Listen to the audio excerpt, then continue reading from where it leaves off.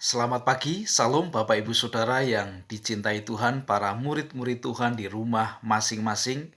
Kita masih dalam ibadah di rumah masing-masing, tetapi kita berdoa tidak lama lagi kita akan kembali beribadah bersama-sama. Puji Tuhan, hari ini hari yang sangat luar biasa. Mari kita akan mendengarkan pesan-pesan Tuhan yang luar biasa juga bagi setiap saya dan saudara. Mari kita buka Alkitab kita dalam Kisah Para Rasul pasal yang kedua ayat 1 sampai ayat yang ke-7. Sekali lagi, Kisah Rasul pasal yang kedua ayat 1 sampai ayat yang ke-7. Mari kita akan baca bersama-sama. Ketika tiba hari Pentakosta, semua orang percaya berkumpul di satu tempat. Tiba-tiba turunlah dari langit suatu bunyi seperti tiupan angin keras yang memenuhi seluruh rumah di mana mereka duduk. Dan tampaklah kepada mereka lidah-lidah seperti nyala api yang bertebaran dan hinggap pada mereka masing-masing. Maka penuhlah mereka dengan Roh Kudus, lalu mereka mulai berkata-kata dalam bahasa-bahasa lain seperti yang diberikan oleh Roh itu kepada mereka untuk mengatakannya. Waktu itu di Yerusalem diam orang-orang Yahudi yang saleh dari segala bangsa di bawah kolong langit. Ketika turun bunyi itu, berkerumunlah orang banyak. Mereka bingung karena mereka masing-masing mendengar rasul-rasul itu berkata-kata dalam bahasa mereka sendiri. Mereka semua tercengang-cengang dan heran, lalu berkata, "Bukankah mereka semua yang berkata-kata itu orang Galilea?" Sekali lagi ayat yang ke-7 saya bacakan. Mereka semua tercengang-cengang dan heran, lalu berkata, "Bukankah mereka semua yang berkata-kata itu orang Galilea?" Pagi hari ini pesan Tuhan akan melawat setiap kita dengan satu tema, mengalami keajaiban. Apakah Bapak Ibu Saudara di rumah dalam kehidupan kita ada yang sedang membutuhkan keajaiban? Kalau ada, dengarkan baik-baik pesan firman Tuhan ini. Keajaiban terjadi ketika tiga perkara ini bertemu, ya, yaitu apa? Firman Tuhan, iman, dan ketaatan. Ketika tiga hal ini bertemu, maka hasil yang akan terjadi dalam kehidupan saya dan saudara adalah keajaiban. Namun keajaiban bukan datang atau berangkat dari ilusi-ilusi kita. Bukan dari angan-angan kita. Bukan dari keinginan-keinginan kita yang liar. Tapi keajaiban itu datang dari pihak Tuhan. Keajaiban itu datang dari firman Tuhan. Bukan dari keinginan-keinginan kita yang liar. Intinya, keajaiban datang dari pihak Tuhan, bukan dari pihak kita. Dari pihak Tuhan datang firman Tuhan, dari pihak kita merespon dengan ketaatan. Maka yang terjadi adalah keajaiban. Jadi keajaiban, kata kuncinya adalah dari pihak kita, ketaatan. Nah, bagaimana supaya saya dan saudara bisa mengalami dan menjalankan kehidupan yang taat? Mari kita lihat apa yang terjadi di antara para rasul-rasul. Setelah Tuhan Yesus naik ke surga, setelah Tuhan Yesus menyampaikan visi kerajaan Allah kepada para murid pada waktu itu, ketika dia naik disaksikan 500 pasang mata ketika Tuhan Yesus naik ke surga. Dan merespon apa yang disampaikan oleh Tuhan Yesus, Alkitab mengatakan di Kisah Rasul 1 ayat 12-14 dikatakan, "Maka kembalilah rasul-rasul itu ke Yerusalem dari bukit yang disebut Bukit Zaitun yang hanya seperjalanan sabat jauhnya dari Yerusalem. Setelah mereka tiba di kota, naiklah mereka ke ruang atas tempat mereka menumpang. Mereka itu ialah Petrus dan Yohanes, Yakobus dan Andreas, Filipus dan Thomas, Bartolomeus dan Matius, Yakobus bin Alfius dan Simon orang Zelot dan Yudas bin Yakobus. Mereka semua bertekun dengan sehati dalam doa bersama-sama dengan beberapa perempuan serta Maria Ibu Yesus dan dengan saudara-saudara Yesus."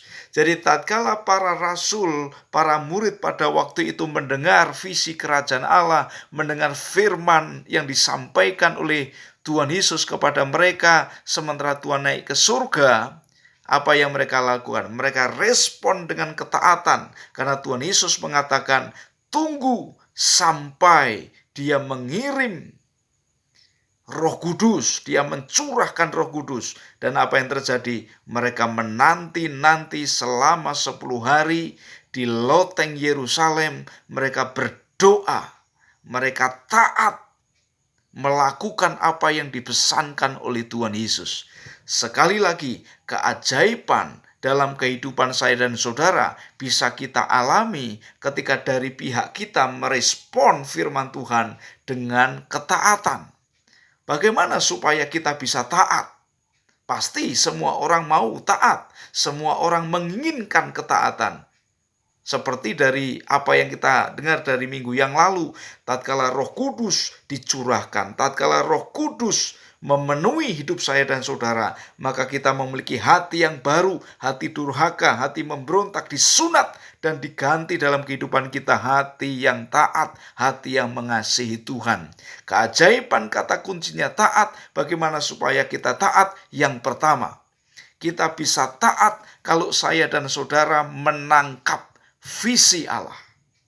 Ya, kita lihat di Kisah Rasul pasal yang 1 ayat 8 dikatakan, kamu akan menerima kuasa saat Roh Kudus turun ke atas kamu dan kamu akan menjadi saksiku di Yerusalem, di seluruh Yudea, Samaria, sampai ke ujung bumi. Ini visi kerajaan Allah yang Allah sampaikan kepada para rasul sebelum dia naik ke surga. Visi tentang apa? Visi tentang keselamatan jiwa-jiwa yang terhilang. Visi tentang apa? Visi tentang pekabaran kabar tentang pengampunan dosa-dosa umat manusia. Dan mereka menangkap apa yang menjadi visi Tuhan. Mereka menangkap detak jantung Tuhan untuk keselamatan jiwa-jiwa. Visi itu bukan hanya untuk jiwa-jiwa, tetapi visi itu juga untuk hidup mereka. Mereka akan menjadi saksi yang tidak terbatas pada daerah-daerah geografis. Sementara dulu pada tatkala Petrus bertemu untuk pertama kalinya dengan Tuhan Yesus memberikan visi kepada Petrus bahwa kamu penjala ikan dan aku akan menjadikan kamu penjala manusia. Jadi ketika saya dan saudara menangkap visi Tuhan akan menggerakkan saya dan saudara untuk hidup dalam ketaatan. Motivasi ketaatan kalau datang dari luar itu akan terasa berat.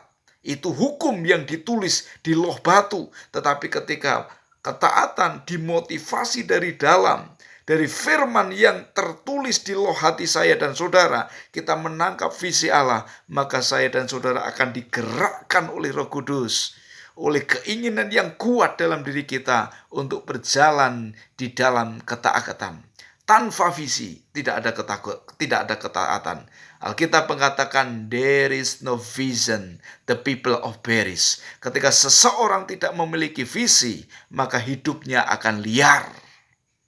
Seorang yang memiliki visi, dia seperti membangun sesuatu dari akhir, bukan dari awal. Dia sudah melihat gambaran akhir dari apa yang ia kerjakan, sehingga tatkala dia melangkah demi langkah, dia sudah melihat nun jauh di sana tentang apa yang akan terjadi di kemudian hari. Karena apa? Karena dia menangkap visi.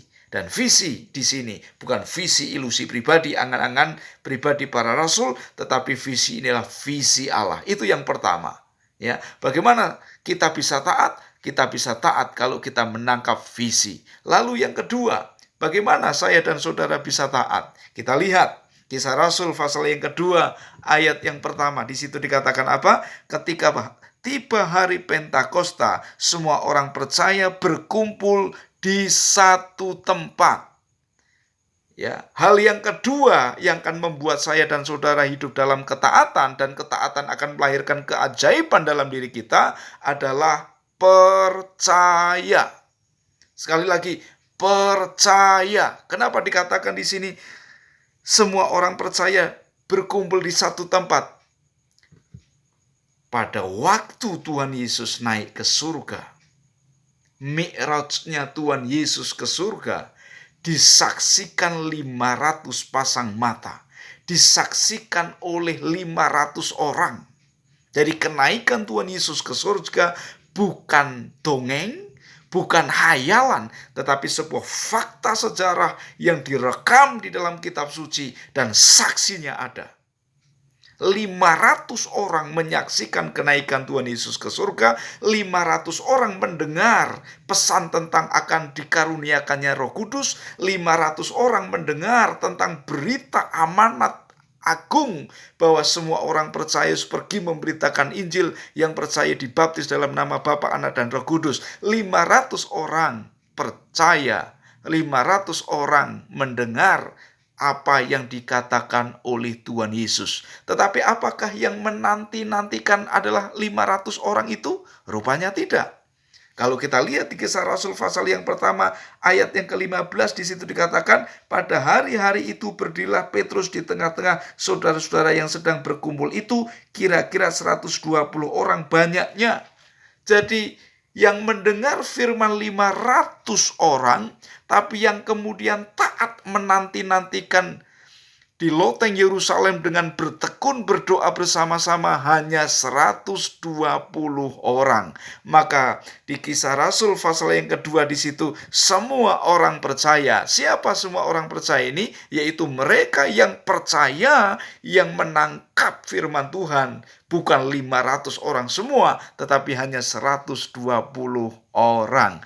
Dan apa yang terjadi di hari Pentakosta? Merekalah orang-orang yang membuat kemudian ledakan besar. Orang-orang yang mendengar mereka berkata-kata dalam bahasa-bahasa lain yang seperti yang dikatakan dan diberikan oleh Roh Kudus kepada mereka, membuat orang tercengang-cengang, membuat orang terheran-heran, sebab hal yang ajaib, hal yang besar, hal yang luar biasa terjadi di antara 120 orang murid itu.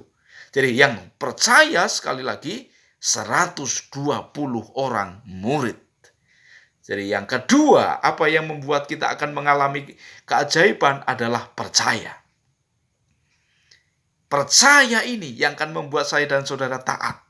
Karena Rasul 120 orang murid ini percaya, maka mereka kemudian bertekun dengan sehati, berdoa di loteng Yerusalem. Mereka melockdown diri selama 10 hari, tidak pergi kemana-mana. Mereka berdoa, mereka menyembah Tuhan, dan pada hari Pentakosta keajaiban besar terjadi atas diri mereka. Wow, luar biasa. Jadi sekali lagi percaya, itu yang kedua. Lalu yang ketiga apa? Yang ketiga adalah kerinduan. Kerinduan. Kita lihat saudara, Kisah Rasul 1 ayat 12 sampai 14. Maka kembalilah rasul-rasul itu ke Yerusalem dari bukit yang disebut Bukit Zaitun, yang hanya seperjalanan sabat jauhnya dari Yerusalem. Setelah mereka tiba di kota, naiklah mereka ke ruang atas tempat mereka menumpang. Mereka itu ialah Petrus dan Yohanes, Yakobus dan Andreas, Filipus dan Thomas, Bartolomeus dan Matius, Yakobus bin Alfius dan Simon orang Zilot, dan Yudas bin Yakobus. Mengapa mereka kemudian pergi menanti-nanti di loteng Yerusalem? Karena mereka punya kerinduan firman menjadi nyata. Mereka punya kerinduan hasrat yang berkobar-kobar untuk dapat menyaksikan apa yang telah dijanjikan Bapa itu benar-benar terjadi di dalam dunia nyata, di dalam kehidupan mereka, dalam pengalaman yang real kehidupan mereka. Rindu. Orang kalau nggak rindu, mau didorong-dorong seperti apapun, tidak akan mau. Itu yang akan membuat saya dan saudara hidup dalam ketaatan. Yaitu 3, saya ulangi. Kita bisa taat kalau kita menangkap visi Allah. Kita bisa taat kalau kita percaya. Kita bisa taat kalau kita rindu. Rindu pribadi Tuhan. Rindu firman Tuhan terjadi dalam kehidupan kita. Rindu saya dan saudara berjalan di dalam impian Tuhan yang begitu besar. Alkitab mengatakan orang-orang yang percaya akan melakukan perkara-perkara yang besar. Orang-orang yang percaya akan mengalami perkara-perkara yang besar. Amin. Oleh sebab itu, mari Bapak Ibu Saudara, di gereja ini biarlah semua kita mengalami keajaiban Tuhan. Mengalami hal-hal yang ajaib. Amin, saudara. Saya akan tutup dengan satu kesaksian yang sangat luar biasa yang pernah saya juga ceritakan tentang satu kebangunan rohani yang besar di satu kota yang namanya Wales. Ya, dari seorang yang bernama Evan Robert. Siapa Evan Robert? Dia lahir pada tanggal 8 Juni tahun 1878. Dia mengalami kelahiran kembali, ya, kelahiran baru pada umur 13 tahun, dan sejak dia mengalami kelahiran kembali, satu hal yang terus mendengung dan bertanya-tanya di dalam hatinya adalah, apa yang aku harus perbuat untuk Yesus? Apa yang sudah saya perbuat untuk Yesus? Apa yang sudah saya perbuat untuk Yesus? Itu menjadi dorongan yang luar biasa bagi Evan Robert. Dan satu kali dia menangkap visi dari Tuhan bahwa akan terjadi kebangunan rohani, ledakan besar di negaranya. Karena ketika dia menyaksikan apa yang terjadi di negaranya, satu-satunya jawaban yang muncul dalam hatinya adalah, jawabannya adalah pencurahan Roh Kudus. Roh Kudus menjadi jawaban atas setiap persoalan-persoalan yang terjadi di bangsanya. Oleh sejak itu kemudian dia memutuskan untuk masuk dalam penantian, dalam doa, tidak main-main. 11 tahun dia berdoa, Bapak Ibu Saudara. 11 tahun dia berdoa, saudara tahu dia berdoa setiap hari, setiap jam berapa? Setiap jam 12 malam, setiap jam 1 dini hari sampai jam 5 pagi dia berdoa. Lalu jam 5 pagi dia tidur, lalu jam 9 pagi dia bangun, dia teruskan lagi untuk berdoa sampai jam 12 siang. Itu dilakukan setiap hari. Setelah dia tangkap visi Tuhan, dia punya kerinduan tentang bangsanya dilawat oleh Tuhan. Dan 11 tahun dia investasikan setiap dini hari dari jam 1 sampai jam 5 dia berdoa. Setiap siang hari, setiap jam 9 sampai jam 12 siang dia berdoa. Setelah itu dia kemudian bekerja di pabrik kapas membantu orang tuanya untuk mencari uang. Dan pada tahun 1903 dia mendapatkan satu penglihatan tentang kebangunan rohani besar akan terjadi dan melawat bangsanya. Dan tepat kemudian pada tanggal 31 Oktober tahun 1904 terjadi kebangunan rohani yang luar biasa. Orang-orang mengalami pertobatan. Orang-orang mencari Tuhan. Orang-orang menangisi dosa-dosanya. Sampai dampak dari semuanya itu apa yang terjadi, Bapak Ibu Saudara? Kejahatan turun drastis. Perdagangan narkoba berhenti. Kriminalitas berhenti. Penjara-penjara menjadi kosong. Orang-orang mencari Tuhan. Orang-orang bertobat, meratapi kehidupannya, dan berbalik kepada Tuhan. Satu perkara kemudian disampaikan oleh Evan Robert. Kebangunan rohani sebelum menjalar keluar, dia harus terjadi terlebih dahulu dalam diri kita.